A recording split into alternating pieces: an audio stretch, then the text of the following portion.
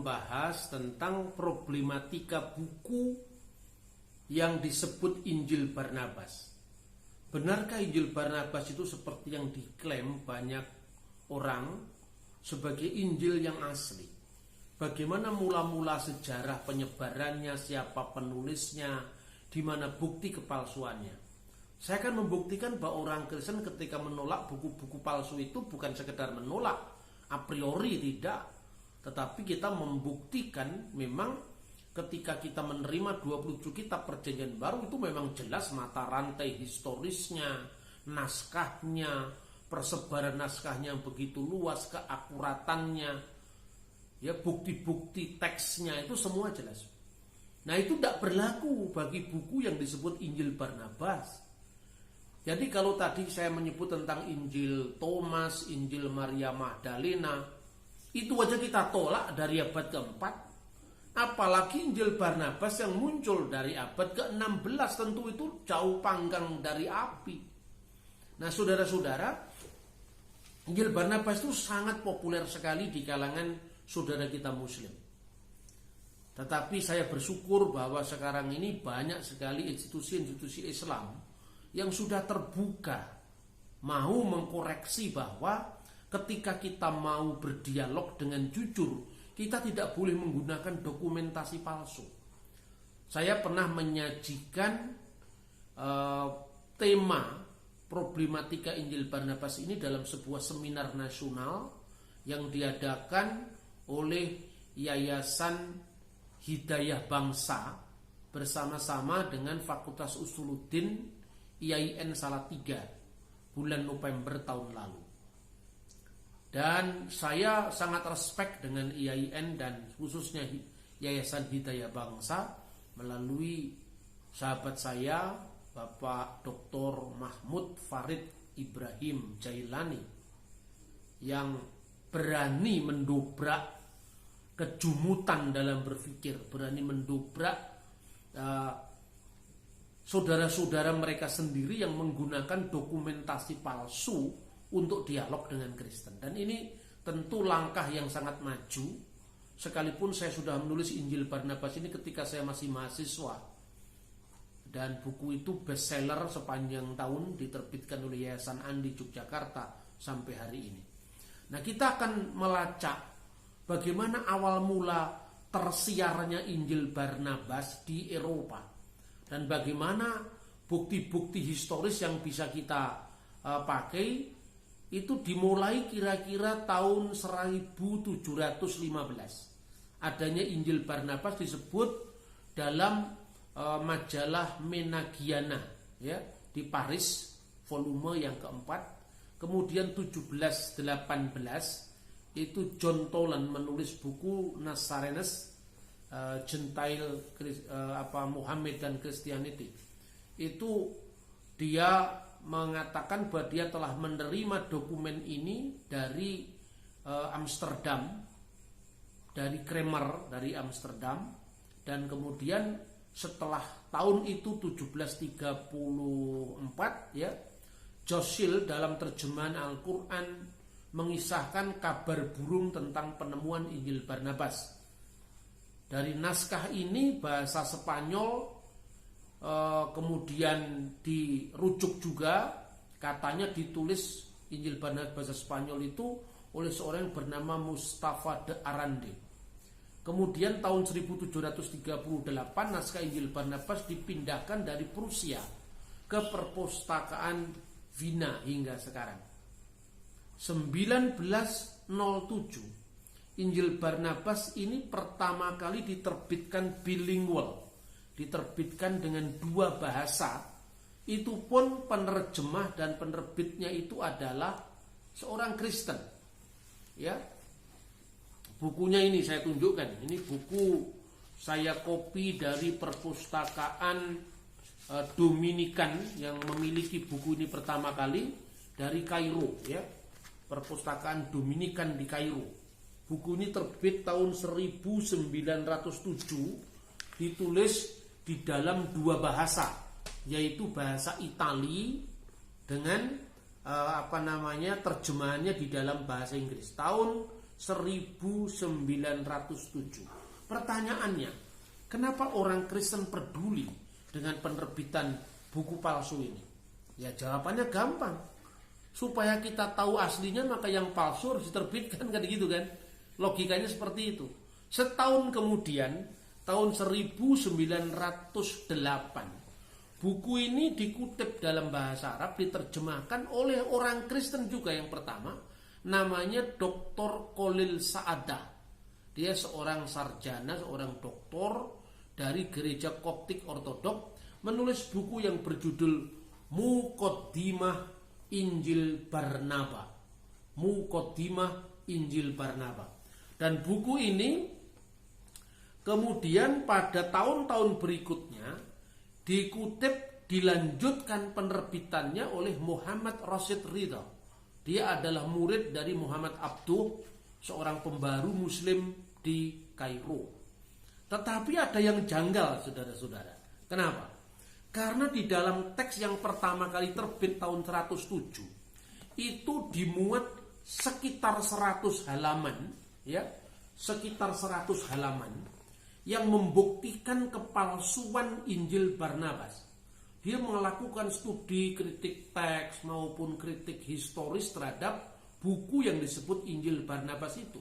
Tetapi di dalam penerbitan selanjutnya dalam bahasa Arab itu juga dipersingkat kritik teksnya yang penerbitan yang membuktikan pemalsuan Injil Barnabas itu oleh Dr. Khalil Sa'adah, seorang Kristen. Hanya dalam terbitan-terbitan Injil Barnabas yang diterbitkan oleh penerbit Muslim itu dibuang komentar-komentar atau introduction yang membuktikan kepalsuannya itu dibuang. Salah satu terbitan dari Injil Barnabas yang mendasarkan pada teks yang diterbitkan di Inggris oleh dua orang suami istri, semua pakar. Yang pertama Tuan dan Nyonya Rack, Lonsdale dan Laura Rack, itu dua orang itu. Nah kemudian buku ini teks Latinnya nggak dimuat, teks Italinya nggak dimuat, hanya teks Inggrisnya nggak dimuat. Introduction yang membuktikan kepalsuannya dibuang, lalu diterbitkan di Karachi. Ini bukunya. Buku ini terbit di Karachi. Tahunnya 1970-an ya. Lalu buku ini ditulis The Gospel of Barnabas. Ini ditulis The Gospel of Barnabas. Lalu edited and translated from the Italian manuscript in the Imperial Library at Vienna by Lonsdale and Laura Rack. Tetapi kata pengantarnya, penerbit aslinya, penulis aslinya itu dibuang seolah-olah untuk menunjukkan ini Injil asli. Jadi dari awal banyak saudara Muslim itu tahu kalau buku ini buku palsu. Tetapi karena menguntungkan dalam misi untuk mengimbangi kekristenan, maka diperkenalkan di mana-mana. Malahan dalam buku ini dikutip about Barnabas, the commandment is, if he comes unto you, receive him. Epistle of Colossian, ya, Kolose, pasal 4 ayat 10. Lah itu teksnya, kalau dia datang terimalah dia, seolah-olah suruh menerima Barnabas, seolah-olah menulis Injil Barnabas. Ini ketidakjujuran akademis yang menurut saya memalukan dunia perguruan tinggi. Kemudian buku ini mulai diperkenalkan di Indonesia. Kapan itu? Kira-kira pada tahun 1960-an akhir. Dan buku ini diterjemahkan oleh salah satunya itu Abu Bakar Basmelah. Diterbitkan berdasarkan naskah Arab, ya, diterjemahkan di naskah Arab yang tadi saya sebut, Muhammad Rashid Ridha ini, yang diambilnya juga dari orang Kristen yang namanya Khalil Sa'adah. Lalu terbit dalam bahasa Indonesia ini Injil Barnabas, penerbit Darus Segaf dan PP Alawi Surabaya. Lalu dari naskah Inggris yang terbit di Karachi, Aisyah Bawani Wakaf di Karachi, diterbitkan lagi dalam bahasa Indonesia, diterjemahkan oleh Rahnib M, diterbitkan oleh Bina Ilmu Surabaya. Jadi ini ketidakjujuran akademis yang harus dijelaskan. Lalu bagaimana penemuan Injil Barnabas? Menurut kabar burung, namanya juga burung yang mengabarkan, katanya seorang biarawan Katolik, katanya burung tadi, menemukan buku yang berkulit tinta emas, bersampul kulit bertinta emas di perpustakaan Paus Sixtus ke-5 tahun 1592. Dibacanya diam-diam, ternyata menjumpai kisah Adam dan Hawa. Ketika terusir dari surga, mereka menemukan ungkapan La ilaha illallah Muhammad Rasulullah. Tidak ada ilah selain Allah dan Muhammad adalah Rasulullah. Ternyata buku Injil Barnabas yang ditemukan oleh Fra Marino tadi dicuri, lalu berdasarkan buku itu diterjemahkan dan semua dipublish di dunia Islam. Padahal cerita burung ini sesungguhnya tidak pernah terbukti. Fra Marino ya betul, dia seorang Katolik dan dia pernah menjadi seorang imam Katolik. Tetapi sesungguhnya siapa Fra Marino? Kita bisa melihat ketidakberesan dalam intern gereja Katolik pada abad pertengahan. Itu awal-awal di mana gereja Katolik melakukan apa yang disebut inkuisisi, politik pemaksaan agama. Dan salah satu korbannya itu adalah Marga Morisco dan Marano di Spanyol. Dan rupanya Fra Marino ini adalah salah seorang dari keturunan orang Muslim yang dipaksa dan melalui inkuisisi tadi, dan sempat studi di seminari dan akhirnya ditahbis, tetapi imannya tidak pernah ada di dalam hatinya, dalam kalbunya. Bahkan karena segala sesuatu yang dipaksakan secara politis itu kan dampaknya sangat buruk. Dendamnya itulah yang digunakan untuk menulis buku yang berjudul The Gospel of Barnabas. Injil itu kan biasanya 24 pasal, 22 pasal, paling panjang 28 pasal. Ini saudara tahu, Injil Barnabas ini 222 pasal. Itu kalau bukan karena dendam, tidak mungkin itu. Itu namanya The Gospel of Gregetan itu, karena dia gregetan sekali dengan gereja Katolik. Tetapi ya sepandai-pandai menyimpan barang busuk akhirnya ketangkap juga. Bagaimana kita membuktikan kepalsuan Injil Barnabas ini? Yang pertama, opini itu menceritakan bahwa ada dokumen yang katanya itu berjudul dengan nama Injil Barnabas. Padahal itu bukan Injil Barnabas. Memang di gereja kuno itu pernah ada buku ya yang judulnya memakai nama Barnabas. Salah satunya itu Kisah Barnabas dan Surat Barnabas. Surat Barnabas itu bukan Alkitab, tetapi itu termasuk Apostolic Fathers. Itu tulisan-tulisan dari generasi muridnya para rasul. Surat Barnabas itu isinya apa? Gak ada urusannya dengan Injil Barnabas. Tidak ada hubungannya sedikit pun dengan Injil Barnabas. Bahkan buku ini sangat dihormati oleh gereja kuno. Salah satu isi dari Epistle of Barnabas, dan ini bukan Injil Barnabas, itu ditulis abad pertama. Bagaimana sang Bapa telah menyatakan segala sesuatu melalui putranya. Pasal 5 ayat 11 Epistle of Barnabas. Bagaimana apabila putra Allah yang telah datang dalam jasad. Jadi wa in kana ibnullah qad jaa bil jasad dalam terjemahan bahasa. Bagaimana anak Allah telah datang dalam daging. Justru isinya meneguhkan semua kitab Injil karena ini ditulis oleh murid-muridnya para rasul.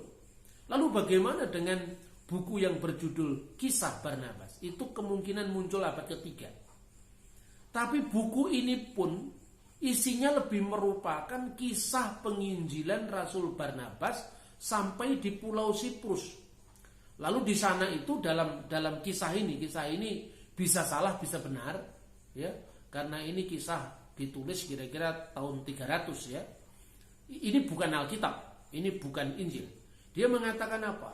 Di pasal-pasal terakhir buku yang berjudul Kisah Rasul Barnabas itu disebutkan begini. Jenazah Rasul Barnabas diketemukan di Pulau Siprus dengan Injil Matius yang berada di atas dadanya. Perhatikan, Barnabas menginjil dengan memakai Injil Matius terutama.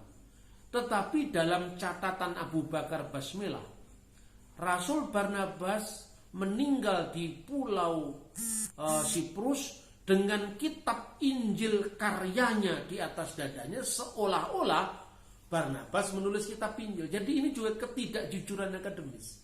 Tahun-tahun itu orang belum bisa cross-check langsung dengan sumber-sumber langka. Tapi sekarang begitu mudah, Anda klik saja The Acts of Barnabas, akan ketemu itu kisahnya Rasul Barnabas itu. Anda akan tulis The Epistle of Barnabas, itu kan ketemu dalam banyak web yang memuat itu.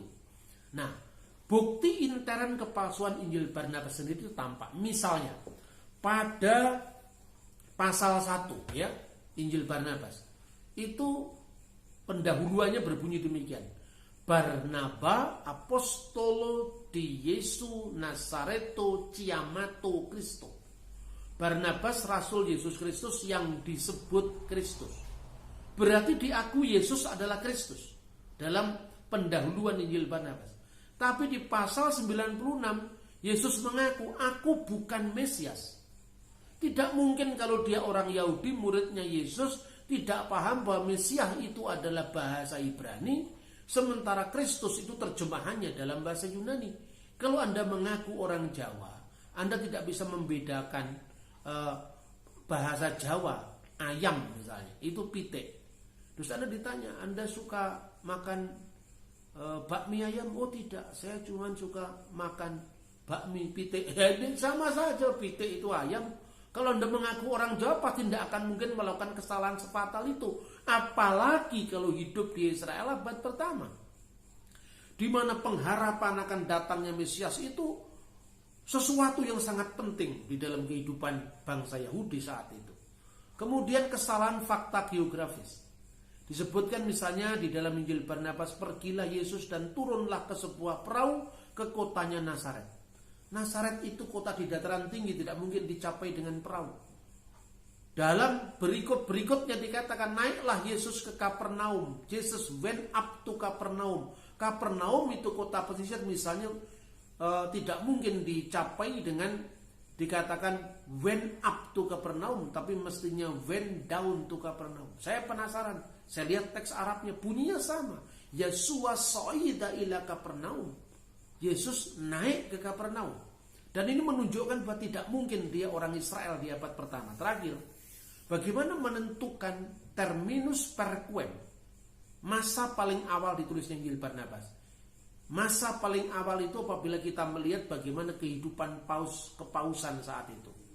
Tahun 1300, Paus Bonifacius ke-8 mengubah tahun Yobel dari 100 tahun dalam Alkitab menjadi dari tahun Alkitab 50 tahun menjadi 100 tahun.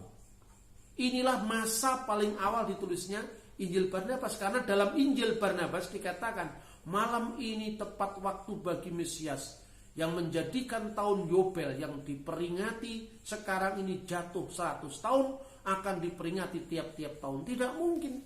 Kalau tahun Yobel itu 100, berarti kalau disebut 100 tahun berarti itu zaman kepausan. Kemudian Paus Sixtus ke-5 tahun 1585 sampai 1590 merayakan tahun Yobel sebelum waktunya. Dan ketika itulah kritikannya Fra Marino itu disampaikan. Fra Marino tidak sempat mengecek perjanjian lama bahwa tahun Yobel itu 50 tahun, tapi disangkanya 100 tahun seperti pada zaman kepausan.